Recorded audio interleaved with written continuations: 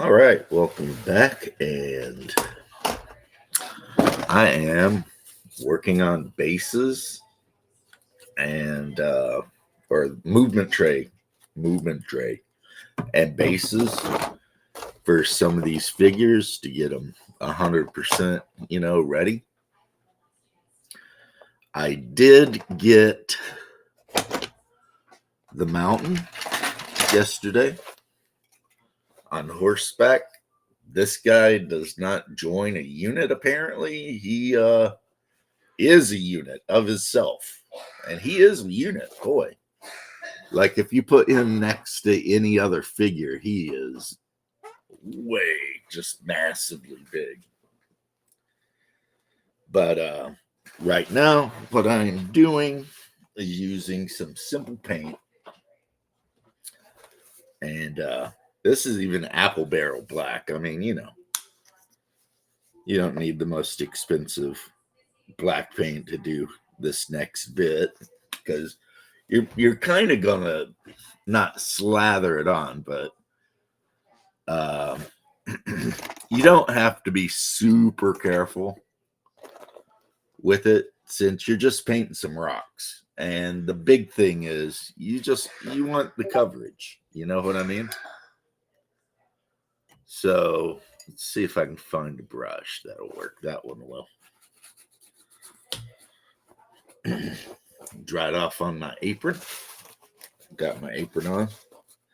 Put my jacket back on today because it is a little chilly for Florida.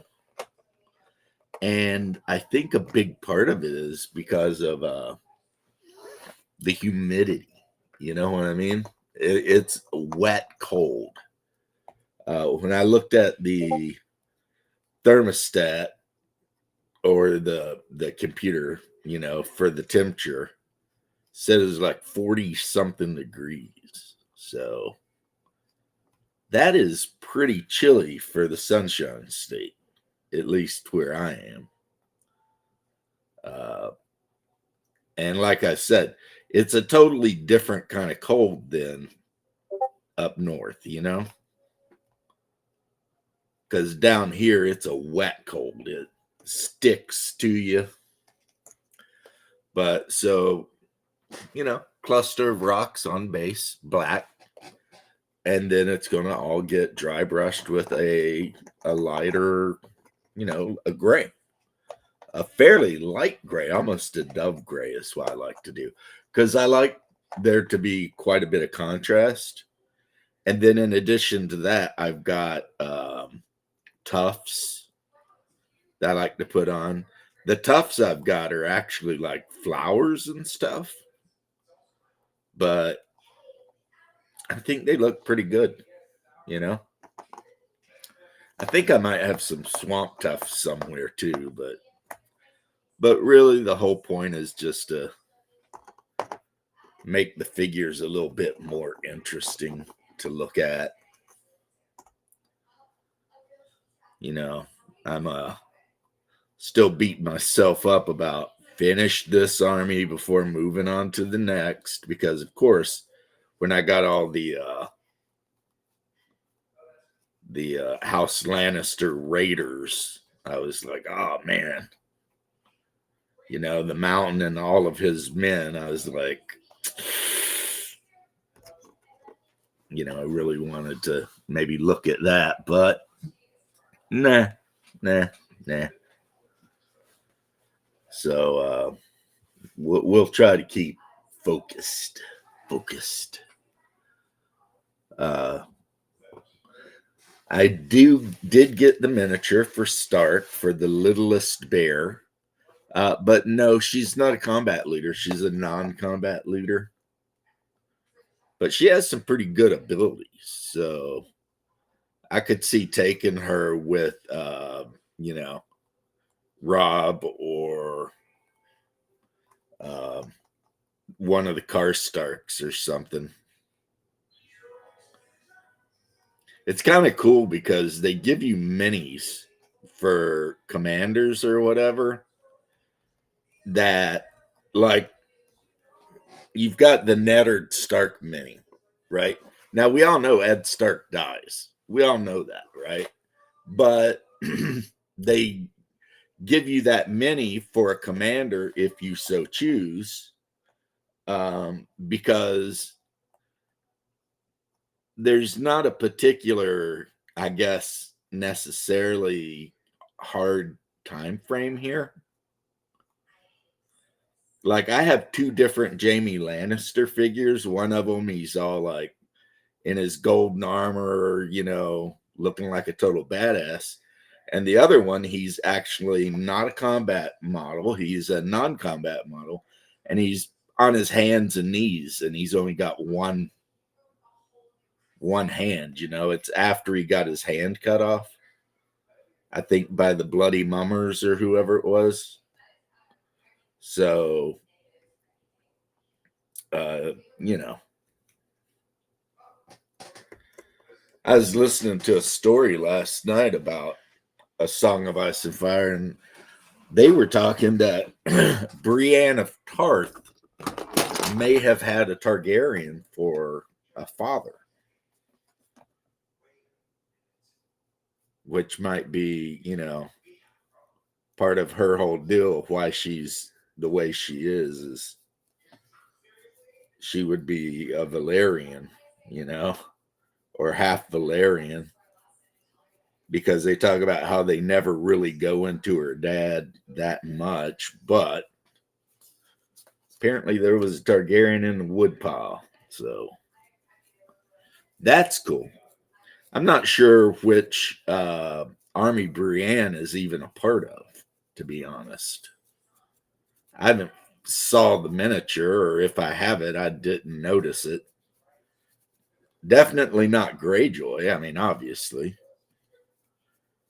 I've got the Hound. He is, a Targaryen, or not Targaryen, a Lannister combat unit.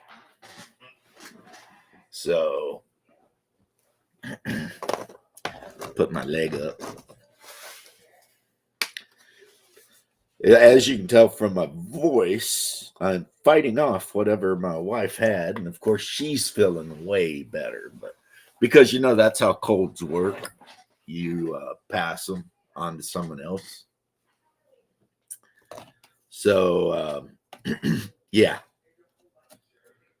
so I am cooked up on vitamin C and zinc and vitamins and stuff, and I don't feel terrible except a little bit of a sore throat and low congestion, but I think I'll make it. So see, painting the stone I glued on there, which is just little, stuff I bought. I think I bought that stuff like 5 years ago, and it's Gale Force 9 stuff. Like, yeah, because it's been a year since I've been to the comic shop. Last time I went to the comic shop, our local comic shop, which I do love the place. But the last time I went was when Hungar was down last year, and we went there and bought my wife some presents. By the way, yesterday was Orthodox Christmas. I didn't really say much about it, but after everything was done and everything, we my wife and I exchanged a couple presents, but really, we don't go hardcore on Orthodox Christmas, really, just a couple of presents and, I love yous and maybe, mass or something, but not yesterday, but, maybe sometimes. And I'm not going to show you everything she got me, but she got me this cool icon made in Greece. So very cool. Very happy about it. You know, I can hang it in front of me here. I've even got a hook on the wall with nothing on it. And, you know, that way when I'm sitting here doing whatever I'm doing, I can look up and see, you know, the holy image. That's really cool. So I'll put that there for now until I hang it up. She got me some of these, which I already had some, but she got me some more of them. These are Reaper weapon packs. They make like 5 or 6 of them. And for me, because when it comes to my D&D figures or whatever, I am always doing weapon swaps. Or when I 3D print stuff, if the stuff I 3D print is, you know, identical, I will, you know, throw some new weapons on. And this thing, it comes with like, I don't know what kind of sword that is. It's really fantastical looking. The blade is like hooked. There's a mace, which is really cool. I mean, you can always use a mace. A standard short sword, it looks like, with runes all down the you know, it's got runes all down the thing. What else do we got? Well, we got a big old giant 2-bit Conan the Barbarian style axe, which is awesome. We got a shield with some kind of demonic face on it. Awesome. And we got a shield that looks like it's had all the hell beat out of it. But I could see throwing that demonic looking shield on like an orc leader or something. You know what I mean? Or an evil warrior, you know, like a,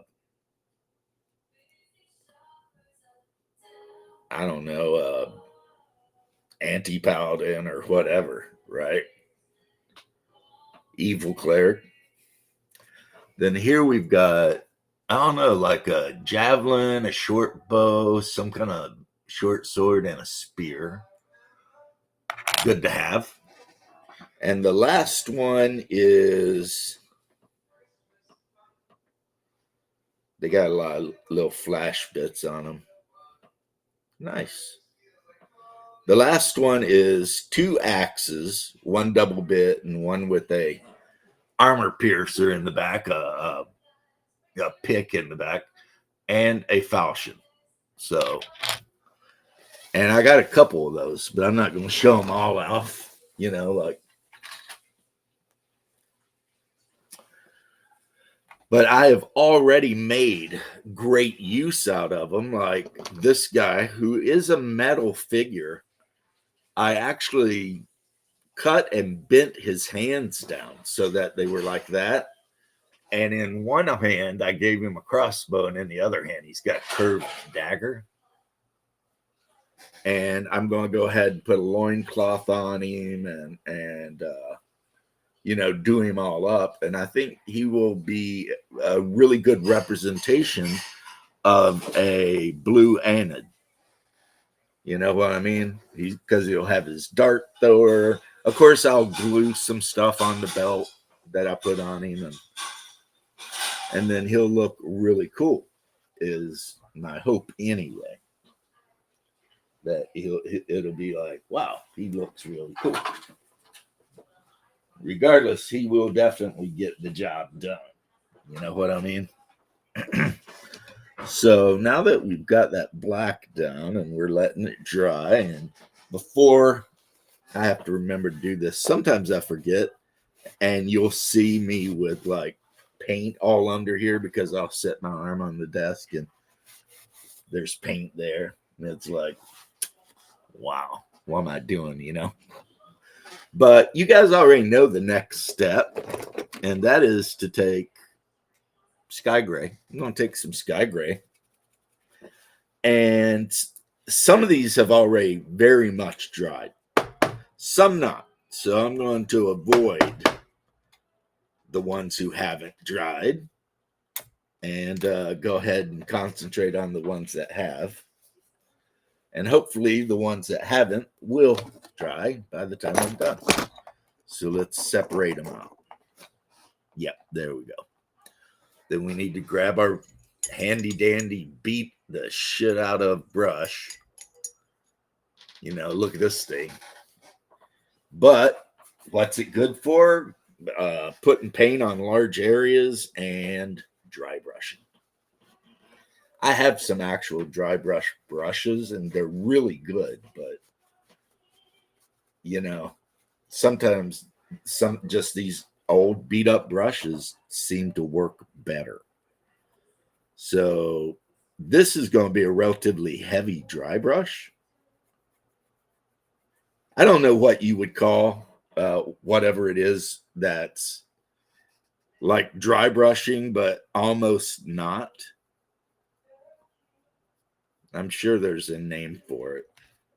But yeah. Boom, boom, boom, boom, boom.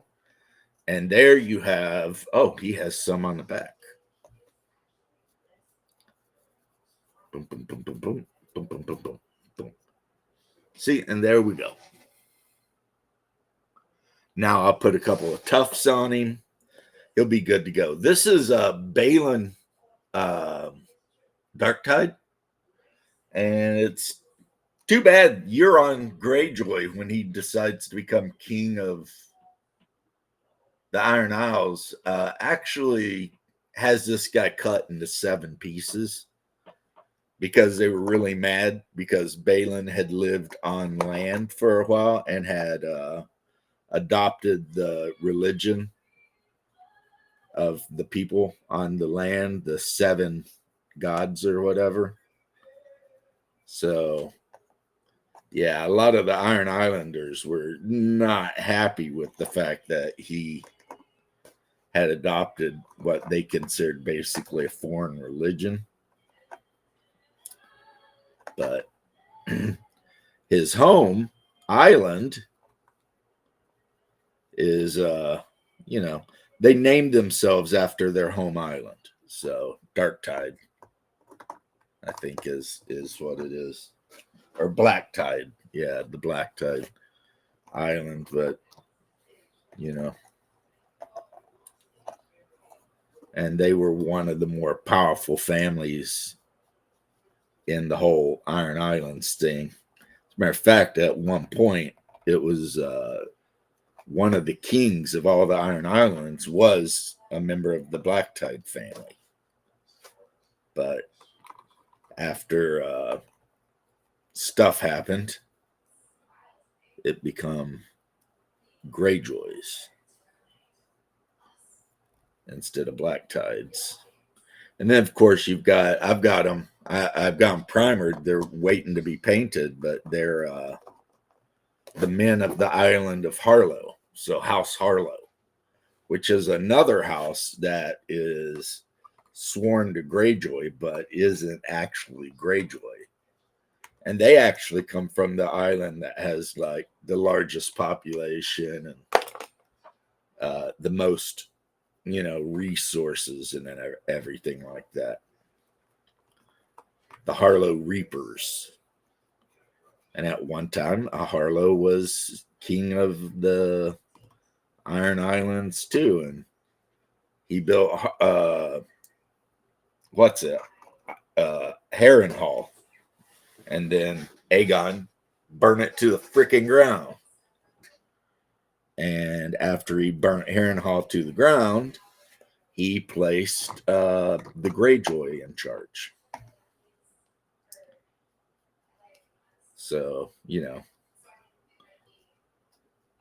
And then, as the book series goes on, eventually Euron, finagles his way into being the king of the Iron Islands. And, one of the reasons that Balin Darktide got done bad is because he backed Asha Greyjoy. And Euron basically, kind of tuck out anyone who backed anyone that wasn't him. So, but anyway, so that's 20 minutes. That's going to be enough, I think. That is basically what your boy's up to. Just finishing these bases and stuff. I'll probably do a live stream. I know it's early, but I've been enjoying these early live streams, and it's not like I got the algorithm to worry about, because like as Dungeon Professor or Professor Dungeon Master said, and not just him but other people have said, apparently for whatever reason YouTube has decided that they will no longer promote or whatever Dungeons and Dragons game related channels. And that's why some of the channels that you might be used to have quit. Like How to Be a Great Dungeon Master, even though I never liked his channel very much. Yeah, that's why those guys are quitting, is because YouTube made a decision that they're just not going to support that kind of content anymore, which would include my channel. So, I don't know. Maybe have to start putting more and more of my stuff over there on Rumble, because